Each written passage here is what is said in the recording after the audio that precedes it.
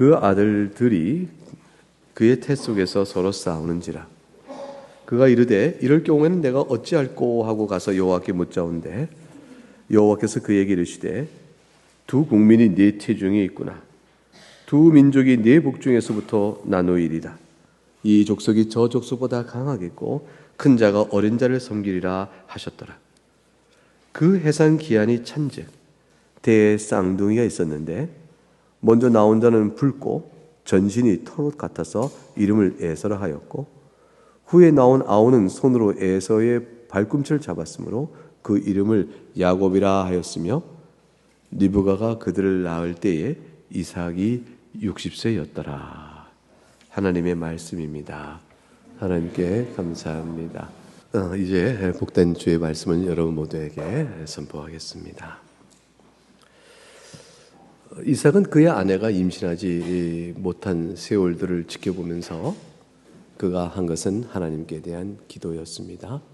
하나님께 간구하였고 과연 하나님께서 뜻이 있어서 리브가의 임신을 늦추셨던 주님이시죠. 늦추셨다는 말도 사실은 원래 될 때가 있어야 늦췄다는 말을 하는데 그렇게 말 못하고 하나님께 정하신 때까지 아이를 임신하지 하는 일을 허락하지 않으셨습니다. 근데 때가 되었습니다. 이삭은 기도했고 하나님의 때가 되었을 때 응답하셨습니다.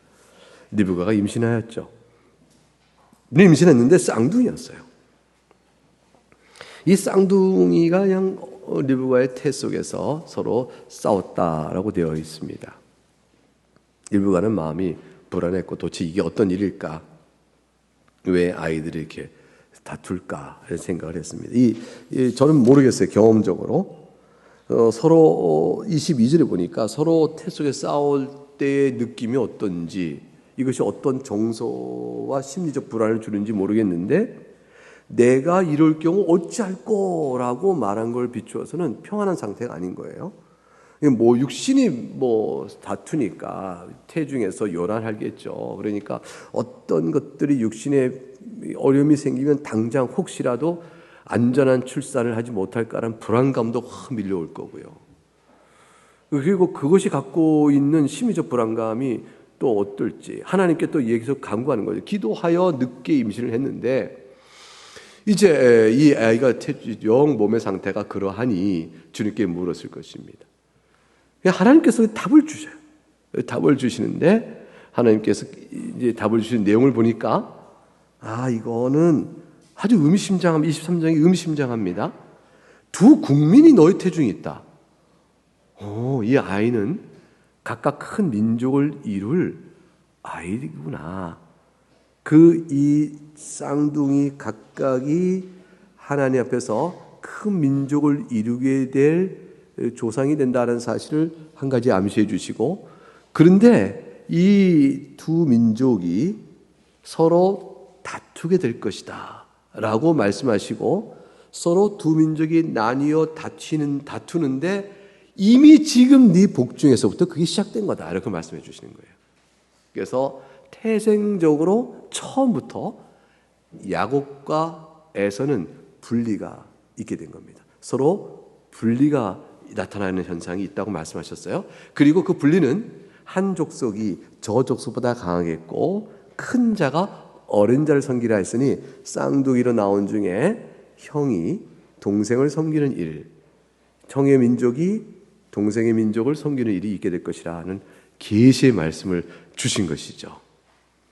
결국 그러니까 리브가의 불안한 심리 앞에 내놓은 것에 대한 하나님의 답변은 아이들이 각각 큰 민족을 이루지만 그 민족의 운명은 서로 갈릴 것이요 그 민족은 서로 다툼이 있을 것이요 그 다툼이 있는데 그 다툼 중에 한 민족이 다른 민족을 더 지배하고 강하게 다스리게 될 것이고 그것이 바로 동생일 것이라는 데까지 하나님께서 말씀을 주신 것입니다. 어떤 의미일까요? 어떤 의미일까요? 큰 민족, 큰 자가 어린 자를 섬길 것이다.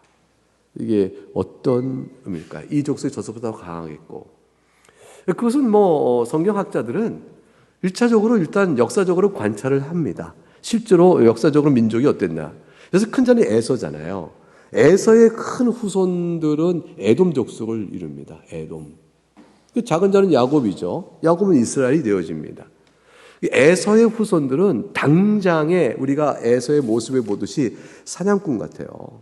이게 붉고 전신이 토록 같고 사냥을 잘하고, 그러니까 이 광야 생활 속에서 삶에 정착하는 생활력이 아주 강하게, 또 그 삶의 환경에 딱 적합한 그런 상태로 에서는 살아가죠. 에서의 후손들도 그러했을 것이고, 따라서 장대한 몸과 세상에서 살아가는 그 환경 구조에 잘 맞고, 그래서 그 당시에 사람들을 볼 땐 강한 민족을 이뤄요. 수도 많고 강한 민족을 이룹니다. 제법 한 지역을 다스리죠. 그렇게 에돔 족속이 번성해가는 기간 동안에 야곱의 후손들은 어떻게 살아요? 한번 생각해 보세요. 야곱의 후손들은 가나안 땅의 나그네로 지냅니다. 이삭, 야곱. 야곱이 12아들. 그래서 가나안 땅의 나그네로 지내는 세월 동안에 에서의 후손들은 땅에 뿌리를 내리고 척척 살아가는 거죠. 그럼 하나님 말씀이 안 맞는 거죠. 동생이 더인데 이상하네. 분명히 그렇게 돼 나갑니다. 더군다나 이 야곱의 후손은 그러다가 애굽으로 들어가게 되죠. 애굽에서 450년 동안 종살이래요. 아무것도 없어요. 종살이 하다가 출애굽을 하게 되어집니다. 출애굽하고 와서 가나안 땅의 종복 사역을 해 나가는 일을 하게 되죠. 그러니까 야곱의 후손은 그 자체로는 별 볼 일 없어요. 근데 하나님께서 함께 하시는 역사 속에서 그들이 강하게 힘을 가져요.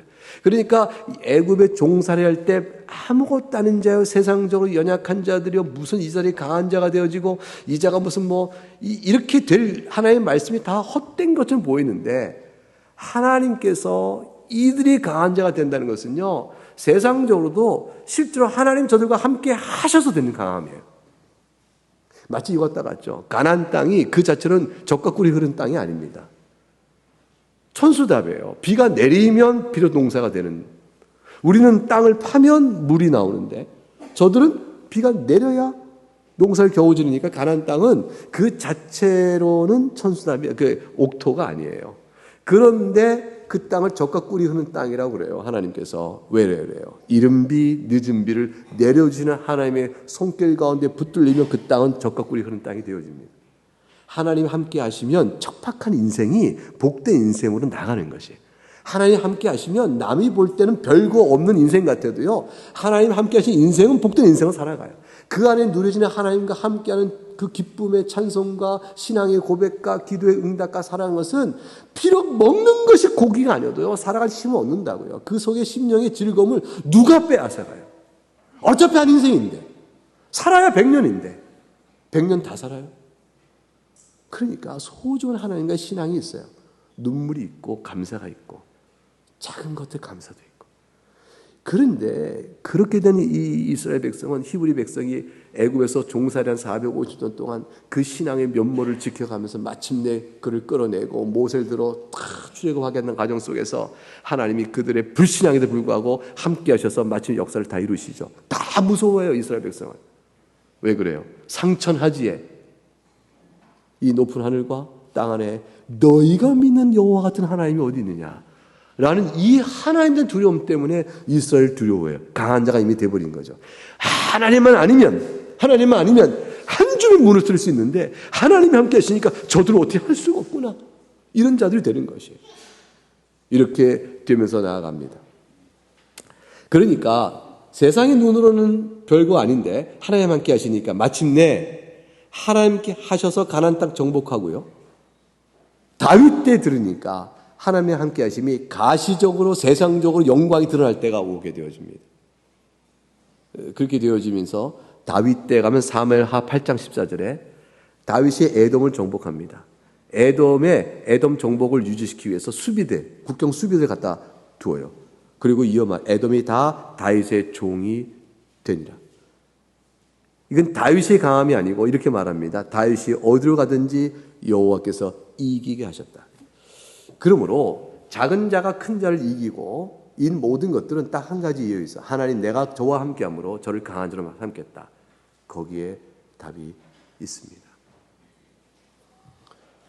그게 그런 뜻이에요.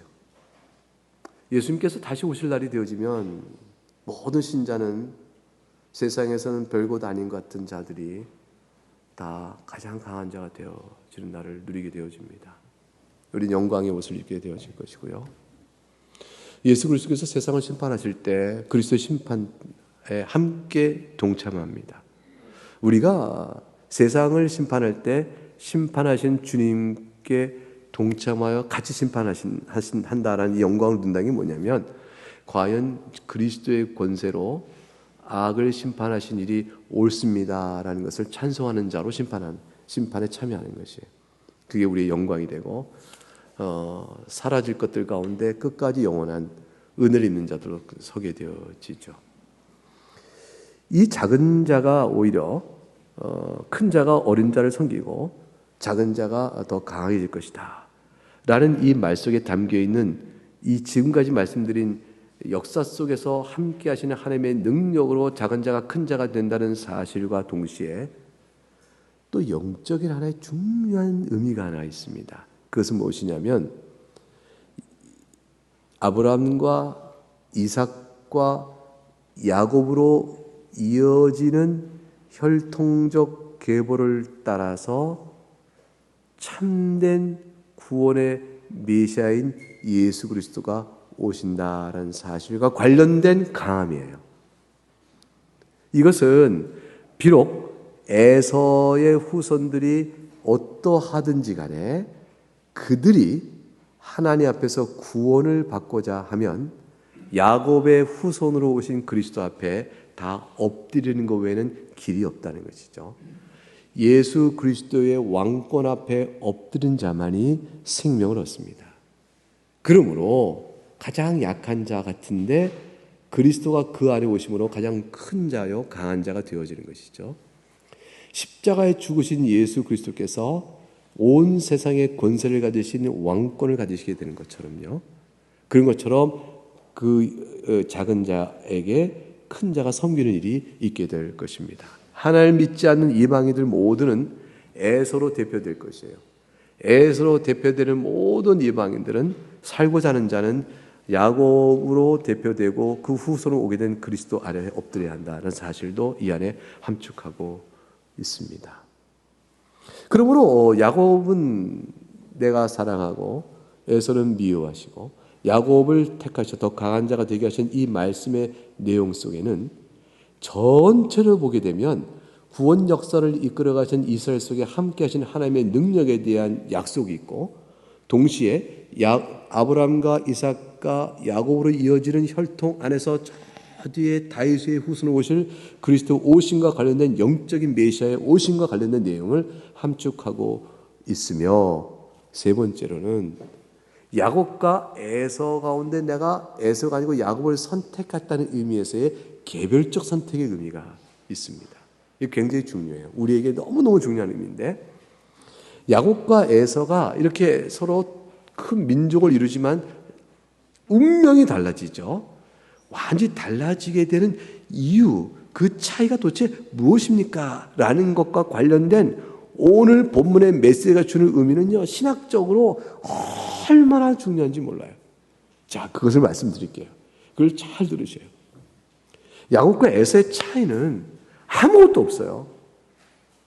딱 하나야. 에서가 먼저 나왔다 해서 형, 야곱은 뒤따라왔다 해서 동생, 이거 하나밖에 없어요. 그런데 그 차이로 인해서 야곱이 누리는 놀라운 영광과 복, 에서와 그에게 주어지는 이것과의 차이는 설명할 길이 없습니다. 도대체 형이 뭔데, 동생이 뭔데, 그것이 무슨 조건이 되어서 그것을 위해서 나를 만한 이유가 되겠어요. 그러니까 오늘 본문은 한 가지 말해요. 아무것도 이유가 없다. 야곱이 야곱 된 것, 에서가 에서 된 것엔 어떤 이유도 없다. 딱 한 가지만 있다. 사람에게는 이유가 없고 이유는 딱 하나가 있으니 하나님께서 그렇게 하신 거야. 이것이 남는 거예요. 하나님께서 그렇게 하신 거야 라는 것을 우리가 신학적으로 이렇게 말합니다. 하나님의 주권에 따른 거야. 이렇게 얘기해요. 어려운 말이죠. 하나님의 주권에 따른 거야. 이 말은 그냥 하나님께서 그렇게 하시기 때문에 그런 거야. 이것이죠. 자, 이삭과 이스마엘의 관계를 한번, 이 야곱과 에서의 관계를 보기에 앞서서 먼저 그 아버지 이삭과 이스마엘을 한번 가만히 생각해 보세요. 이스마엘과 이삭은 아버지는 같지만 엄마가 달랐죠. 그래서 이복 형제였습니다. 근데 둘 다 그렇지만 아브라함의 아들이라는 공통점이 있었죠. 누가 아브라함과 맺으신 언약을 이어가는 언약의 후계자가 됩니까? 라고 물을 때에 하나님께서 이스마엘이 아니고 이삭이라 했습니다. 약속의 아들은 이삭이죠.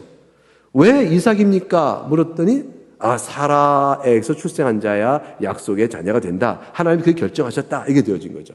그래서 우리는 왜 이스마엘이 아니고 이삭이 아브라함의 언약의 후계자입니까? 답을 얻었어요. 이삭은 이스마엘과는 달라. 왜? 이것 봐. 사라에게서 난 자야 되잖아. 인간적인 태생의 조건이 하나의 이유로 들어와요. 그렇게 되는데 다시 말하면 이삭이 이스마엘보다 더 뛰어난 자다. 이건 아니죠. 이삭에겐 결정권이 없어요. 이삭에겐 결정권이 없는데 사라에게서 났다는 사실로만 아브라함의 언약의 후손이 되어졌어요. 그렇지만 인간적으로 설명이 가능했어요. 사라에게 났으니까 이게 되어졌어요. 그런데 야곱과 에서의 관계는 그것마저 없는 거죠. 야곱과 에서의 관계는 아버지도 같고 어머니도 같고 태어날도 같습니다. 어떤 차이도 없고 더군다나 태어나기도 전이에요. 그러니까 하나님께서는 야곱과 에서의 출생과 관련된 사건을 통해서 우리에게 분명히 말씀하고 싶은 게 있어요. 나의 선택으로 갈림이 있다. 그거를 말씀해 주는 것이에요. 어느 쪽이 더 강하고 어느 쪽이 큰 자며 어느 쪽이 어린 자고 어느 쪽이 약한 자입니까? 라고 말할 때 하나님의 선택 외엔 답이 없다라는 사실을 말해 줍니다. 이 사실과 관련된 구원론적 의미를 생각하도록 로마서 9장은 우리에게 이 본문을 이끌어 옵니다. 로마서 9장을 열어보세요.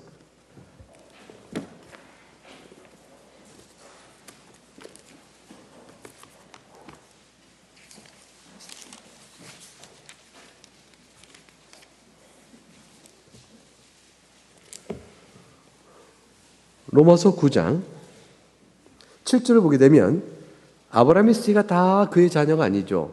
이삭이죠. 그 이삭으로부터 난 자라야 넷이라 불리리라. 약속의 자녀는 이삭이었다 라고 말씀하셨어요. 10절에 가니까 그것뿐만 아니라 또 얘기합니다. 리브가가 이삭으로 말미암아 임신했는데 11절 자 아직 나지도 않고 이거 첫 번째 1번 동그라미 2번 무슨 선이나 악을 행하지도 아니한 때 두 번째 동그라미 세 번째 택하심을 따라 3번 이 세 가지 생각해 보라는 것이죠. 사람 편에서 어떠한 공로나 이유를 제시하는 것이 없다. 낳기도 전이니 무슨 뭘 제시하겠느냐. 선이나 악을 행하기도 전이니 인간 편에 무슨 조건이 있겠느냐. 오직 하나님 편의 조건인데 택하심이다. 그걸 통하여 하나님이 하신 일이 있는데 그 일은 뭐냐면 인간 편의 행위에 따라 되는 것이 아니고 하나님 부르시는 인 하나님의 뜻에 따라 되는 일이다. 그것이 있다라고 말하고 있어요. 그것이 바로 뭐냐면 야곱은 사랑하고 내가 에서는 미워했다는 말로 되어지는 것이니라. 선택이죠. 선택입니다. 사랑하는 여러분, 하나님 선택이 있습니다. 하나님은 야곱은 선택하셨고요. 에서는 선택하지 않으셨어요. 야곱은 아브라함의 자손이지만 그 이유로 인해 선택을 받는 것이 아니고요. 야곱은 이삭과 리브가의 자손이지만 아들이지만 그걸 이유로 선택받은 게 아니에요. 왜 그러냐면 아브라함의 자손이기 때문에 야곱이 선택받았다. 그러면 그럼 에서는요? 아니 이삭과 리브가의 아들이기 때문에 야곱이 선택받았다. 그러면 에서는요? 똑같잖아요. 그런데 그러한 이유로 선택받은 것이 아닙니다. 9장 13절 로마서 9장 13절에 내가 야곱은 사랑하고 에서는 미워했다가 이유예요. 하나님께서 왜 야곱입니까? 라고 물을 때 내가 야곱을 사랑했어. 왜 에서는 아닙니까? 에서는 아니야. 하나님이 정하신 선택이에요. 하나님의 은혜에 따른 긍휼이 영원한 생명을 받느냐 그렇지 못하냐를 결정하는 최종적인 이유입니다. 여러분 이거 믿으시겠어요? 좀 억울한 거 아닐까? 아니 그럼 선택 못 받은 사람은 애초부터 기회도 없네. 그러면은 복음을 제시하고 믿는 자는 구원을 얻으리라 했으니 자기가 믿지 않아서 구원을 받지 못한 것이다 해서 인간 편의 선택을 주어야 공의롭지. 선택권을 왜 인간 편에서 하나님 편으로 옮겨가나. 인간이 구원을 받을까 안 받을까, 예수를 믿을까 안 믿을까, 인간이 선택권을 가져야지. 이게 그래야 불의하지 않지. 하나님께서 선택하셨다는 거로 되어지면 불의한 거 아닌가? 이 질문이 나올 수 있어요. 아마 그게 지워지지 않을 거예요. 그래서 성경은 거기에 대한 답을 주셔요. 14절부터 볼까요? 14절부터 16절까지 한번 읽어보겠습니다. 14절부터 16절 같이 읽습니다. 시작. 그런즉 우리가 무슨 말을 하리요? 하나님께 불의가 있느냐? 그럴 수 없느니라. 모세에게 이르시되 내가 긍휼히 여길 자를 긍휼히 여기고 불쌍히 여길 자를 불쌍히 여기라 하셨으니 그런즉 원하는 자로 말미암도 아니요 다른 박질하는 자로 말미암도 아니요 오직 긍휼히 여기시는 하나님으로 말미암이니라. 이걸 답이라고 다시 주셨어요. 이게 답이 돼요? 잘 보셔요. 답을 어떻게 주셨냐면 하나님께 불의가 있느냐? 아니야. 절대로 그렇지 않아. 왜요? 답을 줄게. 모세에게 말씀하셨지. 내가 긍휼히 여길 자를 긍휼히 여기고 불쌍히 여길 자를 불쌍히 여긴다고 하셨잖아. 아니 똑같은 말을 다시 하시네. 보세요. 오직 하나님께서 보세요. 13절에 내가 야곱은 사랑하고 에서는 미워하였다. 누가요? 내가. 그러면 하나님 불의하신 거 아니에요? 아니다. 왜요? 내가 긍휼히 여길 자를 긍휼히 여기는데 뭐가 불의하냐? 똑같이 내가 사랑할 자를 사랑했다 라는 말을 내가 긍휼히 여길 자를 긍휼히 여긴 거야. 근데 뭐가 불의해? 라고 다시 답을 똑같은 말을 주신 거예요. 여러분 어떠세요? 답이 됐나요? 이게 답이에요. 어떻게 이 답일까요? 어떻게 답일까요? 왜냐하면요, 하나님은 두 번째 내가 긍휼히 여길 자를 긍휼히 여기고 불쌍히 여길 자를 불쌍히 여긴다라는 말을 다시 주신 것은 바로 이 대답이에요. 내가 긍휼히 여길 자를 긍휼히 여기고 불쌍히 여길 자를 불쌍히 여기는 것이 불의하냐? 라고 물으시는 거예요. 하나님 왜 야곱은 사랑하고 에서는 미워하세요? 불의한 거 아닙니까? 했더니 하나님 뭐라고 하셨냐면 내가 긍휼히 여기는 자를 긍휼히 여기는 거 불쌍히 여길 자를 불쌍히 여기는 게 불의하냐? 되물으시는 거예요. 여러분 뭐라고 대답하시겠어요? 불의합니다. 그럼 하나님 물으실 거 아니에요. 왜? 내가 긍휼히 여길 자를 긍휼히 여기는 것이 불의해? 왜? 내가 그럴 만한 자격이 없어? 내가 그렇게 하면 안 되니? 여러분 하나님께서요 긍휼히 여길 자를 긍휼히 여기시면 불의하셔요? 그걸 어떻게 그렇게 물어요?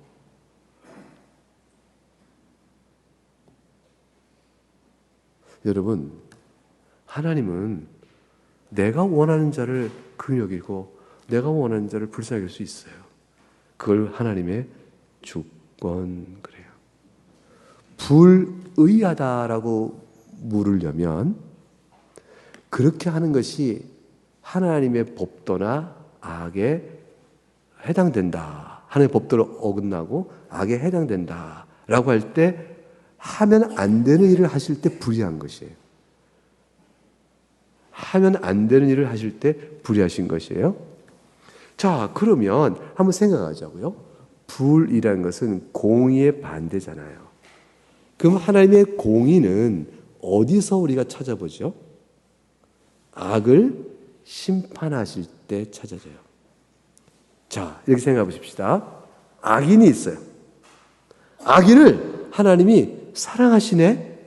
그리고 악인의 죄값을 전혀 요구하지 않으시고 죄도 있는데 벌하지 않으시고 야 너는 내 나라에 들어와라 하고 받으셔요. 그런데 나는 하나님 앞에 저자보다 조금 더 선을 행하고 열심히 살았는데 나는 미워하셔서 그냥 제쳐가셨어요. 그러면 공의에 따라 하나님이 대상을 선택하셨다고 말할 수 있어요? 없어요? 없어요. 하나님 불의하십니다. 이 말을 우리가 하게 돼 있단 말이에요. 왜냐하면 악인을 벌하지 않으시고 그냥 받으셨으니까. 그래서 하나님이 불의하다 할 때는요, 악을 악으로 벌하지 않으실 때 하나님 벌하다 하는 거예요. 하나님 불의하다고 하는 것이에요. 자, 그러면 질문이 나오는 거죠. 하나님, 야곱은 그러면 악인이 아닙니까? 왜 야곱은 사랑하셔요? 악인이 아닌가요? 야곱에 대한 벌과 잘못에 대한 죄는 물지 않으시고 그냥 긍휼히 여기시고 사랑하신다는 거잖아요. 이렇게 물을 때 하나님께 뭐라고 하시냐면 아니야. 야곱을 사랑한 것은 내 마음이야. 근데 말이야, 이 야곱이 죄인이야. 너랑 똑같아. 하나도 안 나. 나을 게 없어. 야곱의 인생을 보게 되면 야곱이 꾀를 펴요. 죄를 져요. 야곱의 인생이 여러분보다 더 훌륭했겠어요? 여러분, 우리는 야곱을 이렇게 헐뜯을 생각이 없고 그냥 일반적으로 해 아래 죄인이 아닌 자가 없으니까. 야곱도 하나님의 용서를 받기 위하여 용서가 아니면 살 수 없는 험한 죄들이 그에게도 있어요. 하나님 그걸 아셔요? 모르셔요? 아셔요. 아셔서 이렇게 말씀하세요. 네 말이 야곱이 죄인이라는 거지? 예! 그러니까 야곱을 긍휼히 여기면 불의하죠? 아, 그런 얘기구나. 내가 야곱을 선택할 권리가 없다는 의미에서는 불의하다고 말할 수는 없다는 건 네가 인정하는구나. 그래, 그렇다면 다음 얘기 가보자. 야곱을 내가 사랑하는 것이, 용서하는 것이 불의하다는 얘기냐? 나도 그걸 알아. 그래서 내가 내 아들을 내어줬어. 저 야곱의 죄의 형벌을 내가 해결하려고. 예수님 때문에 야곱을 용서하시고 그를 하나님 나라 받으신 일에 하나님의 불의는 사라지는 것이에요. 그럼 묻는 자죠. 하나님 물으시죠. 내가 그래서 야곱을 사랑함에 있어서 뭐가 불의하냐? 되물으시죠. 여러분, 우리를 용서하시고 우리를 하나님 나라의 자녀로 삼으시고 영원토록 하나님을 찬미하는 모든 행복을 누리게 하신 애는 하나님의 어떠한 편에서의 하나님 편에서의 불의가 없어요. 그 모든 질문의 답은 십자가에서 다 이루어졌습니다. 십자가 안에 담겨있는 그 하나님의 무서운 공의의 심판, 그 무서운 공의의 영육간의 중보자 되신 예수님께 쏟아부은 하나님의 진노의 심판은 하나님의 공의의 완전성을 설명하는 거예요. 근데 그 심판을 받으신 그분이 나의 중보자요, 나를 대신하신 대리속죄 형벌을 당하셨다는 이유로 인하여 하나님의 무한한 사랑을 나에게 증거하고 계시잖아요. 그리고 그 사랑을 받을 대상으로 하나님이 그 결정을 선택하셨다라고 나를 선택하셨던 사랑 앞에 우리는 압도적인 사랑을 찬송하게 되어 있는 것이죠. 그러므로 하나님은 불의하지 않으십니다. 하나님은 그의 주권에 따라 사랑할 자를 사랑하시고 긍휼할 자를 긍휼하시는 선택적 주권에 따라 선택을 하심에 있어 불의하지 않으시고요. 그거는 선택받은 자에게 우리에게 너무나 큰 긍휼을 찬송하게 되어 있는 것이에요. 그리고 우리를 긍휼히 여기시사 하나님 자녀 삼으심에 있어서 그 아들을 내어주심으로 사랑하심으로 하나님은 모든 공의의 영광을 우리에게 드러내십니다. 이 모든 사실은 우리에게 어마어마하게 중요한 내용을 교훈합니다. 참 이상해요. 예수를 믿고 나올 때 여러분 내가 받은 선택자니까 난 믿는 거야. 그렇게 생각하시고 예수 믿는 사람 손 들어보세요. 가만히 보니까 하나님이 날 선택하셨네? 이게 내가 선택한 줄 이제 알았어요. 내가 예수 믿을게요. 회개합니다. 이렇게 나오신 분, 순서가 그렇게 되신 분 나오면 손 들어보세요. 그렇게 순서가 됐다 그러면 조금 걱정이 돼요. 왜냐하면 그거는 절대로 미리 알 수 있는 일이 아니에요. 하나님의 작정을 미리 아는 사람은 없어요. 우리는 어떻게 해서 하나님의 선택을 알게 되냐면 하나님의 용서와 자비로운 복음 앞에서 구원을 원하는 마음을 내가 갖고 엎드려 회개하면서 알게 된 거예요. 하나님, 말씀을 듣고 나서 하나님 제가 죄인입니다. 전적으로 부패한 자요. 내게는 의의가 없습니다. 이거를 다 인정하고 눈물을 팡팡 쏟았네. 가슴이 미어지네. 통곡하며 울게 되네. 이런 일이 한 번도 아니고 반복적으로 경험하네. 부흥회 때마다 울고 집회 때마다 울고 예배 때마다 우는 마음이 내 안에 있네. 예수님 없으면 못 살아요. 내 마음에 이게 되어지면서 내가 하나님의 사랑을 경험하게 된단 말이에요. 용서의 사랑에 대한 감동이 있단 말이에요. 그렇게 되면서 내가 아는 거죠. 내게 이로 올라온 은혜의 사실이 어떻게 주어졌을까? 나는 완악한데 내 마음이 왜 부드러워졌지? 나는 본래 하나님을 싫어하는데 내가 왜 하나님을 사랑하지? 내가 원래 나를 아는데 내가 왜 지금 하나님을 사랑하냔 말이에요. 이 변화에 대한 자기 충격이 있어요. 자기 안에 보는 신비로움이 있단 말이에요. 이건 나로부터 온 게 아니야. 그럼 어디서부터 와요? 하나님께로부터 먼저 왔지. 그럼 하나님께서 왜 내게 이 일을 베푸셔요? 이 은혜를. 이게 선택이구나. 하나님을 사랑하신 거구나. 그때 알게 되어져. 그때. 그래서 다른 사람이 말하죠. 예수 믿어.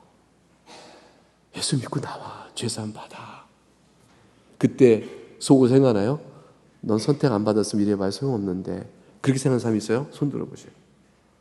그분 조금 걱정되는 사람이에요. 그분도 저한테 개인 면담을 하셔야 돼요. 걱정돼.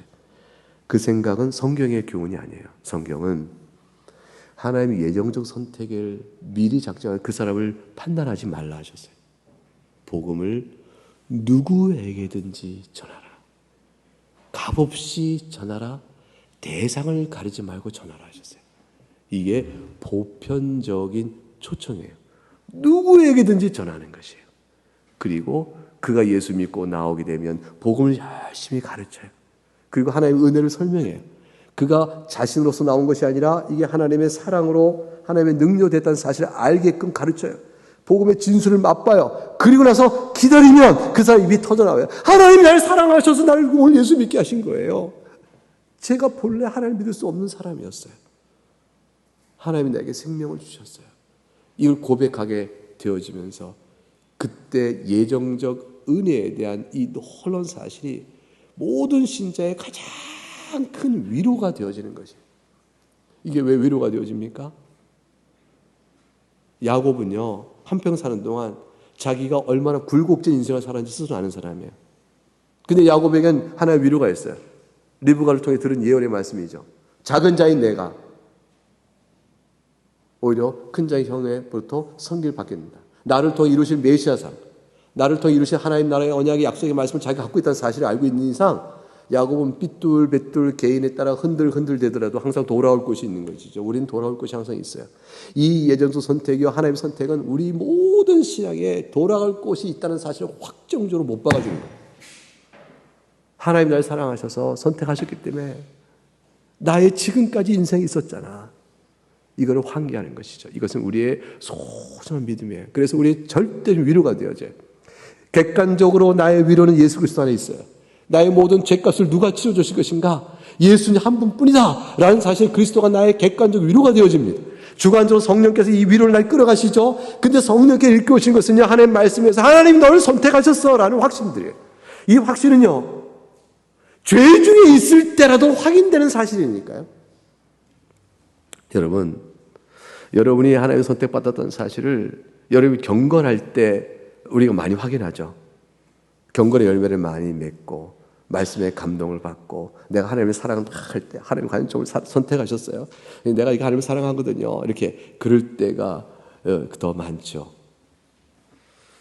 그런데 여러분의 경건의 근거를 두어 여러분의 하나님의 선택을 확신하였다면 여러분이 불경건할 때는 어쩔 거예요? 여러분 죄를 질 때는 어떻게 할 거예요? 그땐 버림받은 자가 되는 수밖에 없잖아요. 아닌가 봐. 난 아니야. 난 틀렸어. 한평생 믿어온 은혜를 받았는데 나는 지금 이런 죄를 내가 범하네? 난 아니야. 마귀가 그러겠죠. 너 같지 않아, 선택받은 사람은. 하나님 여지고 헛농사 지셨냐? 아무것도 없네, 열매가. 너 같지 않아. 그 열매 30배, 60배, 100배 내놔봐라. 그렇게 없는데. 하나님의 선택은 여러분에게 근거하고 있지 않아요. 하나님의 선택은 여러분이 나기도 전에 무엇을 잘하건 못하건에 하나님이 사랑을 주시는 것이에요. 그 사랑 때문에 여러분이 예수 믿은 거예요. 그 사랑 때문에 예수님 앞에 죄를 회개한 거라고요. 그것 때문에 나온 거예요. 그 믿음의 시작이 어디로부터 온지를 생각하세요. 여러분의 근원이 어디로부터 왔는가 생각하세요. 그러면 지금 내가 넘어졌어도 일어나는 거예요. 근원이 나로부터 있지 않기 때문에. 내가 망할 자 같을 때도 절망의 수로 같은 데 있어도 다시 태어날 수 있어요. 하나님이 저를 사랑하는 줄 믿습니다. 나갈 수 있어요. 그럼 하나님께서 네가 80년 농사에 헛 열매를 맺게 해놓고도 내가 너를 사랑한다고 이 뻔뻔한 놈아 네가 나한테 나가오느냐? 절대로 안 그러셔요. 하나님께서는요. 왜 그러냐면 하나님 원래부터 그냥 사랑하셨기 때문에. 그때 일어날 수 있는 근거는 내가 아니라 뭐 때문에 있어요? 하나님에게 있어요. 여러분 이거 붙드셔야 돼요. 이게 예정적 선택 교리, 하나님의 말씀이 주고 있는 개혁신학의 가장 큰 복음 중의 복음의 결정이에요. 이걸 의심하면, 이걸 부인하면 그럼 뭐가 남을까요? 여러분 죄지면 망했군 하고 하나님의 영영 떠나버리고 하나님을 스스로 더욱더 부인하고 하나님을 더욱더 부인할 이유를 더 만들어내고 더 만들어내는데 이것 보세요. 나는 아니잖아요. 라고 말하면서 점점 하나님께 멀어져 가겠죠. 하여튼 아니잖아요. 이것 보세요. 내가 이렇게 악을 범했는데. 하나님 저 싫어요. 점점 그렇게 돼가겠죠. 그 굳은 마음, 그 돌 같은 마음이 점점 굳어지는 것밖에는 뭐가 남겠어요. 어떻게 돌아와요? 어떻게? 스스로. 언젠간 내가 돌이켜서 언젠간 내가 죄를 깨질 때가 올 것이야. 언젠간 내가 은혜 받으면 들어갈 거라고. 스스로. 언제? 갈수록 완악해져 가죠. 갈수록 완악해져 가죠. 지금 하나님 어쩌면 좋아요. 이러고 나오는 거예요. 하나님 어쩌면 좋아요. 이러고 나오는 거예요. 그럼 사는 거예요. 그럼 하나님 어쩌면 좋아요 라고 나올 수 있는 이유가 어디 있냐고요. 내 편에 있지 않고 하나님 주권적 선택이 있다. 하나님 나를 선택하셨어 라고 믿고 나가는 거예요. 하나님 날 버리지 않으실 거야. 왜냐하면 주님 앞에 나오는 자는 사랑한다 하셨으니까 내가 주님 앞에 나갑니다 말을 붙들고 나가면 하나님의 선택은 결정돼. 거꾸로 결정돼요. 어떻게 했냐면 참 묘한데 내가 하나님을 선택하지 않아 하나님이 나를 선택했는데 복음 앞에 내가 하나님 무릎 꿇습니다 라고 하면 하나님의 선택이 나에게 주어져요. 인식론적으로. 좀 어렵죠. 인식론적으로. 경험적으로. 깨닫는 순서대로 따져보면 내가 예수님 붙잡으면 하나님 선택을 알게 되어져요. 그런데 돌아보니까 이치가 하나님 선택한 내가 예수님 믿게 되나 이렇게 되어지고 그 가운데 내 신앙을 붙드는 힘이 되어지는 거예요. 자 여러분 무릎 꿇으셔요. 하나님 앞에 엎드리세요. 의문? 불만? 왜? 하나님에 대한 물을 게 많죠. 질문. 이게 해소되지 않아야 하나님 안 믿을 거야. 난 이것 때문에 하나님 안 믿어. 라는 이런 질문이 있을 거예요. 그 질문들이요. 2000년 교회사 속에 예수 믿는 사람들이 다 가졌던 건데 다 이유가 되지 않는다는 거예요. 여러분, 지금 여러분 믿는 사람들이 알고 있어요. 내가 전에 가졌던 질문들, 전에 가졌던 하나님을 안 믿으려고 꾸역꾸역 내가 미적대면서 내가 미뤄왔던 어떤 내 이 질문, 그리고 내가 하나님께서 너 왜 이렇게 예수님 여지껏 왜 신앙생활 안 하냐? 너 왜 나한테 나오지 않느냐? 너 왜 여지 그러느냐? 라고 뭐라 그러시면 내가 가서 이거 되밀어야지 싶어서 아직 갖고 있던 질문들, 그것도 지금도 유효합니까? 예수 믿고 있는 여러분에게 묻습니다. 여러분, 그 지금도 유효해요? 다 깨졌죠? 헛된 질문이요, 교만이요, 무지하여, 내놓은 질문에 불과합니다. 다 깨졌잖아요. 그게 깨져가잖아요. 그러니 질문이 깨지기 전에 깨져야 믿겠다 하지 마시고요. 믿을 수 없어요. 믿으셔야 되는 거예요. 믿으면 다 깨져요.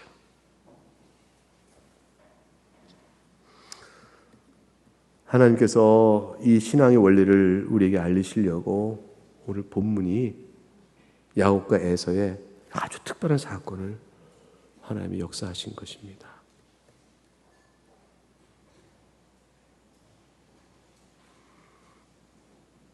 하나님의 선택을 불만으로 이유로 삼지 마셔요. 예수 그리스도의 복을 믿는 자는 구원을 받는다는 말씀을 붙드셔요. 그리고 하나님의 선택이 의심스러울 때 선택하신다면 하나님 절 선택하신 거죠? 라고 나가셔야 돼요. 그리고 절 선택해 주셔요 하고 나가셔야 돼요. 그리고 예수님 믿으셔요. 죄를 회개하고. 그러면 여러분은 그때 알아요. 내가 은혜를 입어 선택받은 자구나를 알게 되어져요. 그 반대로 뒤집으면 뭐가 될까요? 선택을 하나님의 주권적 선택은 너무 정당한 것인데 감히 하나님 선택을 왜 합니까? 라고 하나님 향해 손가락질하면서 버티다가 죄 중에 치달아 살다가 죄 가운데 죽는 것만 자기의 갈 길이죠. 네가 누이길래 하나님을 판단하느냐. 토기장이에게 토기가 어떻게 힐문하느냐 그러잖아요. 나는 고귀하게 쓸 그릇, 너는 천하게 쓸 그릇. 왜? 나를 왜 천한 거 씁니까? 토기가 토기장에게 힐문할 수 있느냐? 파기하면 끝나는 거예요. 고귀하게 쓰임받는 것대로 하나님께 감사. 천하게 쓰임받는다는 생각은 자기 생각이죠. 토기장에는 알맞게 쓰고 있는 것이죠. 인생의 불평과 불공정성, 불평, 불만, 그것을 이유로 하나님께 나오지 않는 것도 죄입니다. 그래서 사도 바울은 고린도전서 1장 26절과 29절에 이렇게 얘기했습니다. 그거 읽고 마치겠습니다. 고린도전서 1장 26절과 29절.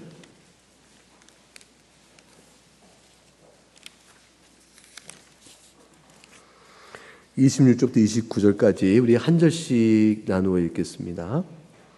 형제들아 너희를 부르심을 보라. 육체를 따라 지혜로운 자가 많지 아니하며 능한 자가 많지 아니하며 문벌 좋은 자가 많지 아니하도다. 그러나 하나님께서 세상에 미련한 것들을 택하사 지혜 있는 자를 부끄럽게 하려 하시고 세상에 약한 것들을 택하사 강한 것들을 부끄럽게 하려 하시며 하나님께서 세상에 천한 것들과 멸시받는 것들과 없는 것들을 택하사 있는 것들을 폐하려 하시나니 이는 아무 육체도 하나님 앞에 자랑하지 못하게 하려 하심이니라. 여러분, 이 말씀은 어떤 거죠? 하나님 앞에는 빈손 들고 나가는 것입니다. 그리고 거지가 먹을 것을 구하듯 엎드리고 나가는 것이에요. 우리 가운데 의의가 있어서 구원받는 자가 없고 우리 가운데 죄뿐이나 그리스도의 의를 바라보며 대리 속죄, 나를 대신하여 속죄하신 은혜 때문에 그 붙들고 나가는 것이죠. 그러니 우리 가운데 문벌 좋은 자가 많으니 복음이 진리다 그러시겠어요? 우리 가운데 육체를 따라 지혜로운 자가 많으니 이 복음이 진리다 그러시겠어요? 우리 가운데 세상 권세 가진 자가 많으니 이 복음이 진리다 그러시겠어요? 교회가 영광스럽다. 왜 세상의 모든 영광을 가진 자들이 교회는 제일 많다. 그래서 교회 영광을 자랑하시겠어요? 아니란 말이에요. 그런 것. 그 전부 다 복음에 반대되는 것들이에요. 복음의 원리 전부 거슬리는 것들이에요. 복음은 세상에 가장 강한 자인데 가장 낮은 자로 만드셔요. 그 과정이 어렵죠. 인간이 타락해 있어서. 지식이 많으면 교만하고 재산 많으면 뻗대고 세상에 권력이 있고 높으면 여간해서 겸손하지 못해요. 하나님 앞에 쫓아져. 그러니 세상 것 많이 가지면 복음에 나오기 얼마나 어려운지, 부자가 천국에 들어간 것이 낙타가 바늘구멍 같이 어렵다. 다 버려라. 그래서 주님께서 다 버리고 날 따르라. 다 버려라. 복음의 은혜는 여러분 마음속에 있는 교만한 그 무엇 등을 다 버리게 하십니다. 사람 때문에 택함 받는 게 아니니까요. 여러분 때문에 택함 받는 게 아니니까요. 하나님이 그저 사랑하시는 것 때문이에요. 여러분 그 사랑이 여러분에게 주어지고 여러분에게 선포되고 있어요. 든든하지 않으셔요? 뭐 겁낼 거 없잖아요. 그거 들고 세상의 육체 환난도 견디시고요. 이겨나가시고요. 죄 중에 있을 때라도 펄떡 일어나세요. 끝까지 주님 여러분 붙드십니다. 찬송하겠습니다. 사랑하는 교회 여러분, 하나님 말씀을 믿으시기 바랍니다. 우리는 이 은혜를 입은 자입니다. 넉넉히 세상을 감당할 수가 있습니다. 힘들면 이 은혜를 붙들고 하나님의 사랑을 붙들고 기도하시기 바랍니다. 구하시기 바랍니다. 무엇보다도 인내하셔야 합니다. 하나님의 사랑을 의심하지 말고 나를 사랑하여 선택하여 그리스도를 믿는 자로 삼으셨구나. 찬송하는 인생을 살아갈 수 있기 바랍니다. 우리보다 앞서 믿었던 믿음의 선배들이 다 그렇게 살았어요. 다 그렇게 살았습니다. 여러분 인생은 여러분에게만 있는 것이 아니고 다 그렇게 살아온 인생 중에 하나입니다. 우리 모두 나를 긍휼히 여기심에 오늘도 나를 주 앞에 이르러 이 말씀을 듣게 하시고 붙드시는구나 감사하며 여러분 마음속에 받은 바 은혜대로 적용하며 기도하시겠습니다.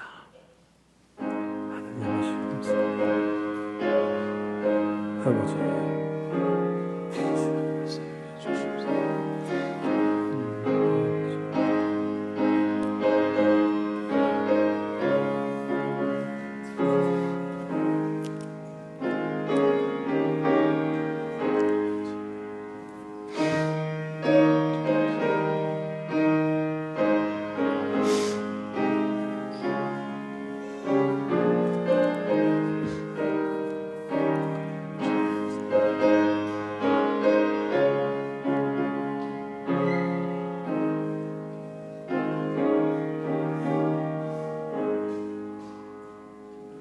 하나님 아버지,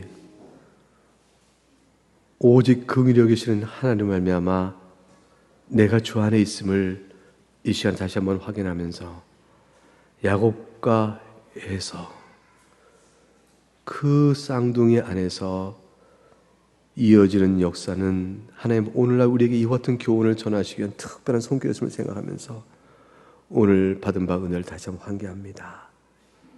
하나님 아버지, 사랑하는 성도들이 각기 놓여진 삶의 처지가 각기 다를 터인데 그러므로 기도도 주 앞에 나가는 기도가 어떤 일은 평안함에 감사의 찬송이겠지만 어떤 일은 환난 중에 도우시는 주의 은혜를 간절히 부르시는 기도일 터인데 그러나 우리 모두가 한 가지로 주 안에서 자랑하는 자가 되게 하여 주옵소서. 오직 예수 그리스도 그 은혜 안에서 받은 사랑 때문에 자랑하는 자가 되도록 이끌어 주시옵소서. 감사하고 예수님 이름으로 기도하옵나이다. 아멘.